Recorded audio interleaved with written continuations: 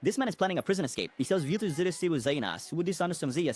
a feather to gauge the wind direction in the ventilation openings. Shortly after, he notices the smell of rain outside. This leads him to believe that the roof and the ventilation ducts are connected. However, there are cameras in the cell and Frank monitors them 25 hours a day. The slightest movement catches Frank's attention, who can call the guard if the prisoner does not respond promptly. Despite this, he discovered a loophole in the system. On the way to the cell, the guard goes through 3 security doors that emit secondary beeps. That serves as a warning that a search is about to happen. He understands the prison system, but he faces the challenge of avoiding getting caught. One day, he accidentally discovers a blind spot in the surveillance right above the toilet. Standing on the toilet, he can make a hole in the ceiling to get into the ventilation duct. He asked his family for a mini saw hidden inside a book. After Frank completes the inspection, he tears the cover off the book and takes the small saw out from inside. With the tool for the escape, he starts right away.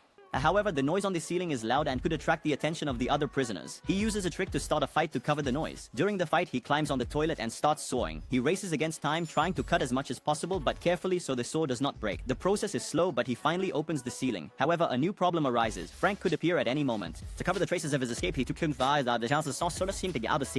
rest of his soap and mixed it with toothpaste to cover the cracks. He follows the same method and soon the hole is made. Excited, he smiles, but at that moment the bell rings. It's inspection time. Ruben didn't have time to fix the ceiling, so he runs to the door. Fortunately, the guard doesn't enter and waits outside. As soon as the guard leaves, Ruben climbs into the pipe and crawls along it. He finds a fan, removes a piece of iron with his bare hands, and manages to dig a hole with it in the attic insulation. He climbs into the attic through the hole and then sees the iron window just as he had imagined.